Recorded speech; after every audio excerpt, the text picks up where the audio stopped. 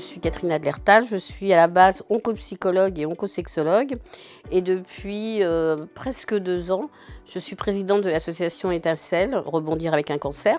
Alors Étincelle, c'est quoi? C'est une association qui a été fondée en 2004 par Madame Josette Rousselet-Blanc, qui était une journaliste santé-beauté, qui a eu un cancer du sein et qui a voulu donc créer une asso où les femmes pouvaient trouver ce qui lui avait manqué à elle pendant son parcours. Donc d'abord on a ouvert à Issy-les-Moulineaux, donc en 2004, on était précurseurs dans les soins de support, parce qu'il y avait, en dehors de l'hôpital, il n'y avait pratiquement rien. Donc on a ouvert avec quelques ateliers qui étaient la psycho, donc moi je commence par moi, ça se fait pas, mais enfin c'est pas grave, ça va plus vite. L'esthétique, la nutrition, la réflexologie plantaire et les groupes de parole. Et puis petit à petit sont venus se greffer d'autres bénévoles qui voulaient aussi faire des choses chez nous. Donc voilà, ça a grossi, donc danse adaptée, shiatsu, reiki, enfin etc. etc. Et maintenant, maintenant nous sommes basés à Paris, depuis un petit peu avant le Covid, dans le 11e, et on peut offrir entre 20 et 30 soins de support, à peu près. Parce qu'il y en a qui arrivent, il y en a qui s'en vont, enfin bon, ça dépend des... Voilà, donc il y a atelier d'écriture, art-thérapie, danse adaptée, yoga, pilates, shiatsu, psycho, sexo, puisque je me suis formée en oncosexologie pour l'oncologie. Voilà, enfin, à peu près, je suis désolée, je ne peux pas tous... Il y a aussi sophrologie, hypnose, je ne peux pas tous les citer, je dois certainement en oublier, je m'excuse auprès des intervenants. On est juste Occitanie et Paris. En fait, effectivement, on a la même charte, si vous voulez, et même cahier des charges, mais on est totalement autonome. Alors nous, on est la maison mère, entre guillemets. Occitanie, ça a été après. Mais sur nos bases à nous. Mais elles font ce qu'elles veulent et dans la mesure où elles respectent évidemment la charte Étincelle. Alors une dernière chose, c'est qu'au début, c'était que pour le cancer du sein. Et puis petit à petit, on a ouvert à tous les cancers, mais juste pour la femme. Et puis maintenant, on accepte avec plaisir les hommes, même si on n'a pas beaucoup communiqué là-dessus, parce que Étincelle reste quand même à une image essentiellement féminine, mais on a très peu d'hommes. On en a 2, 3, comme ça, pour 100 femmes à peu près. Mais voilà. Pouvez-vous vous exprimer sur l'importance de conserver son activité professionnelle et une vie sociale pendant le traitement ? Alors une vie sociale, oui. Une activité professionnelle, ça dépend de l'état parce qu'il y a 2 sortes de personnes. Il y en a qui veulent continuer à travailler justement pour rester dans le coup, quoi, dans la vie, enfin, etc. Ça leur fait du bien, ça leur fait oublier un petit peu justement qu'elles sont malades, etc. Enfin, bon. Il y en a d'autres en revanche alors le mot profiter est peut-être pas exactement adapté, mais qui prennent ce temps-là pour que ce soit vraiment une parenthèse dans leur vie et une bulle pour se recentrer sur elles-mêmes, vous voyez. Et puis parce que parfois elles ne peuvent pas, elles sont trop fatiguées par les traitements qui sont quand même très lourds, même s'il y a beaucoup de progrès. Un traitement anticancéreux, c'est toujours un traitement lourd, et qui sont fatiguées, donc qui n'ont pas envie ou qui ne peuvent pas aller travailler. En revanche, garder une vie sociale, je trouve que c'est hyper important, évidemment, parce que déjà comment dire, quand on rentre dans la maladie, on rentre dans une espèce de... C'est un autre monde, voilà. Et donc, si on n'a pas une vie sociale autour, on se coupe complètement du monde, entre guillemets, normal. Je dis bien entre guillemets, je ne sais pas ce que c'est que le monde normal, mais... Donc, je pense que garder des relations avec ses amis, garder des relations avec sa famille, avec tous ses proches, et puis on peut avoir besoin d'eux. Vous voyez, il ne faut surtout pas hésiter à demander de l'aide dans ces moments-là. Et puis pouvoir parler d'autres choses aussi. C'est super important quand des amis viennent vous voir, de pas... Bon, on demande comment ça va, etc. Mais de pas toujours, parce que je sais qu'il y a des patientes qui n'ont pas envie de ça. Enfin, des patientes, nous, on les appelle des étincelles. Hein. Donc nos étincelles n'ont pas toujours envie de parler de la maladie. Elles ont envie aussi de parler, je sais pas, du dernier film qu'on a vu, vous voyez, d'autres choses.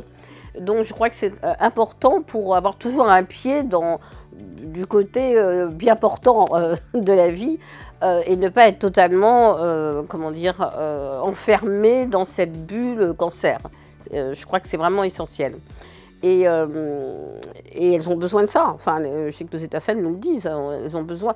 C'est pour ça aussi que les soins de support, donc ce qu'on offre, sont très importants parce que, ok, elles ont toutes, ou ils ont tous un cancer, majoritairement cancer du sein, mais il y en a d'autres. Mais bon, elles parlent un peu entre elles de leur traitement, de leurs trucs, bon, ok.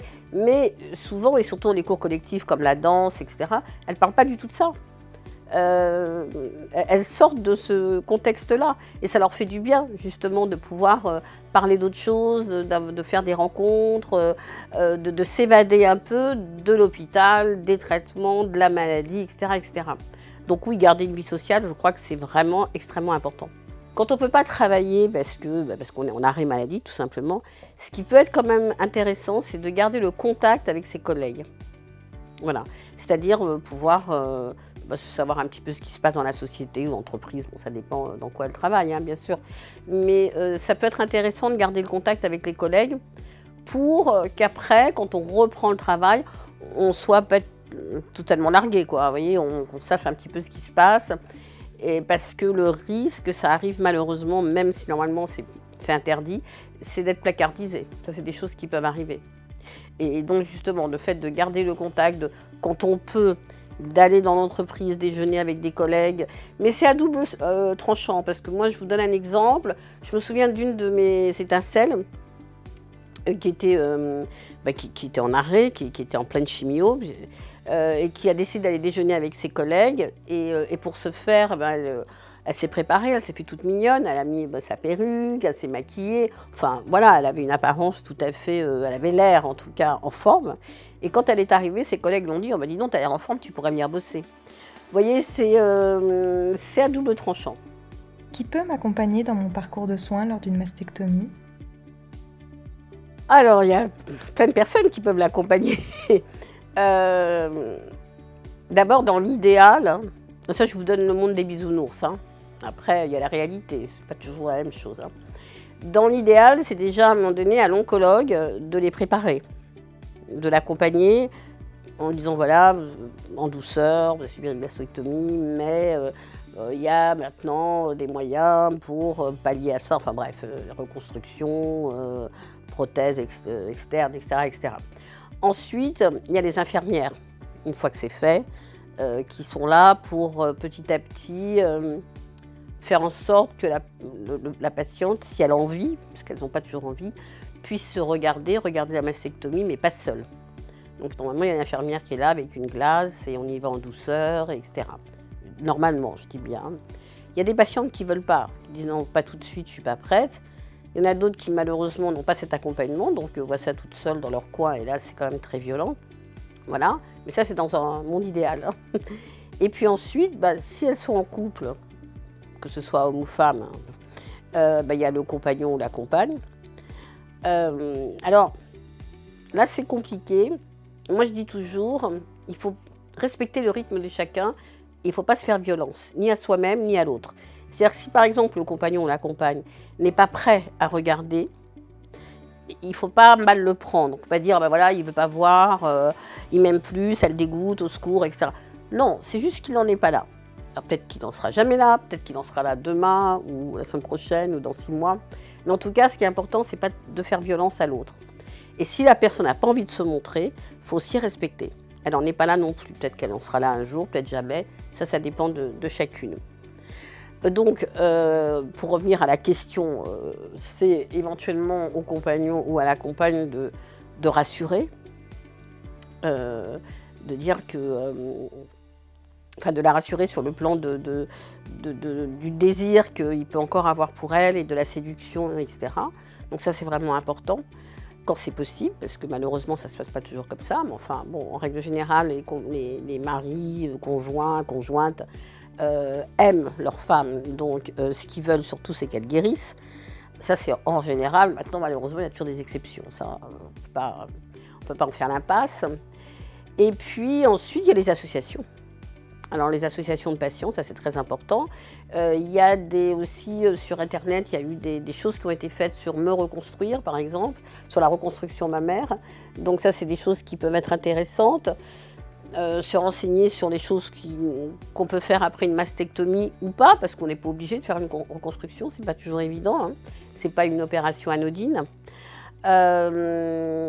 Voilà, donc il y a une prise en charge, évidemment, les psychologues, je ne vais pas vous faire la passe de mon métier, qui peuvent accompagner et qui devraient d'ailleurs toujours accompagner ce genre d'événement quand même qui est assez violent.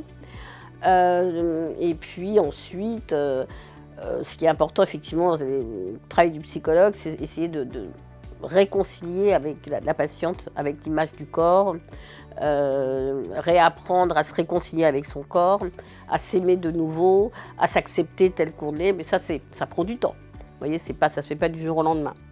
Voilà, donc il y a, je pense, il y a le personnel de santé qui peut aider, donc au sein de l'hôpital, donc comme je vous ai dit, l'oncologue, les infirmières, et puis en dehors ou à l'intérieur, les psys, et puis évidemment les proches, et particulièrement quand il y a conjoint ou conjointe. Et il y a aussi les associations de patients, et puis tous les sites que l'on peut trouver sur Internet qui donnent des renseignements sur la mastectomie, sur éventuellement, si les femmes en ont envie, la reconstruction, etc. Quels sont mes droits en matière de préservation de la fertilité ? Alors ça, c'est une question super importante parce que malheureusement, en tout cas en cancer du sein, j'imagine les autres aussi, on voit des patients de plus en plus jeunes qui sont en âge de procréer, les hommes évidemment aussi. Et le problème, c'est que quand on annonce un cancer, on ne pense pas tout de suite à ça. Et ce n'est pas quelque chose qui vient tout de suite à l'esprit. On se dit, waouh, les images plutôt noires qui viennent vous envahir, il y a une espèce de sidération. Et on ne pense pas tout de suite à ça. Et surtout, en face, les médecins, alors il y en a de plus en plus qui le font, mais certains, c'est pareil, ils ne proposent pas d'aborder ce sujet. Parce que souvent, les oncologues qui sont extraordinaires, mais eux, ce qu'ils veulent, c'est soigner, guérir la patiente ou le patient. Hein. C'est ce qui les intéresse, ce qui est normal, ils sont faits pour ça. Hein. Alors du coup, après, le risque, c'est de rentrer dans le parcours de soins et que ce soit trop tard. Donc ce qu'il faut, et ça, il faut vraiment que les jeunes hommes, enfin les hommes, ils peuvent, même s'ils sont moins jeunes, l'horloge biologique est moins importante chez eux. Mais en tout cas, les femmes jeunes en âge de procréer, il faut absolument qu'elles demandent, avant les traitements, l'entrée dans les traitements, éventuellement de faire une conservation d'ovocytes ou de spermatozoïdes pour les hommes. Voilà, ça c'est vraiment important et elles ne le font pas toujours. Moi j'ai eu plein d'étincelles qui m'ont dit ben, on ne savait pas et après c'était trop tard. Donc ça c'est vraiment important. Ça se fait au sécos, enfin, pour les spermatozoïdes, les congélations d'ovocytes, bon ça il faut voir dans des centres qui sont spécialisés. C'est tout à fait faisable parce que si à long terme, elles ont envie d'avoir un enfant, qu'on leur dit bah, non, vous êtes ménopausée à cause des traitements, à cause de ci, à cause de ça, elles se retrouvent le bec dans l'eau. Et c'est grave. Ça peut entraîner des dépressions, ça peut entraîner des problèmes de couple, ça peut entraîner des choses assez violentes. Ce qui est intéressant psychologiquement, c'est qu'il y a des femmes qui n'avaient pas forcément envie de faire des enfants, tout de suite en tout cas. Et quand on leur a dit vous ne pourrez plus en avoir, là, elles se disent, j'ai envie d'en avoir, vous voyez. Psychologiquement, c'est évidemment. Donc, même si une femme n'a pas envie tout de suite d'avoir des enfants, qu'elle fasse une préservation d'ovocytes. Elle ne peut pas savoir comment elle va réagir dans 5 ans, dans 10 ans, vous voyez. C'est vraiment, ça c'est super important.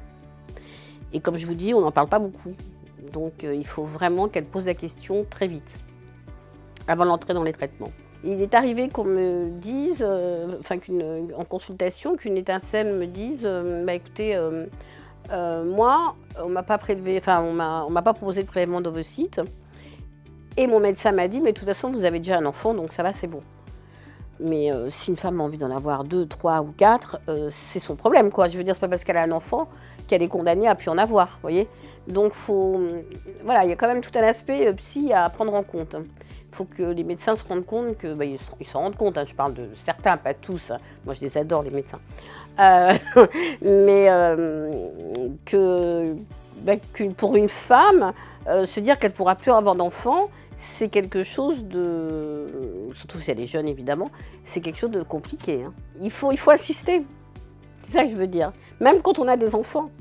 On n'a pas le droit de vous dire, vous avez déjà des enfants, ça suffit. Non, c'est très personnel, c'est très intime. Si vous voulez avoir d'autres enfants, il faut insister pour la préservation de l'ovocyte. Quand c'est possible, je ne sais pas, alors là, c'est pas ma grande spécialité.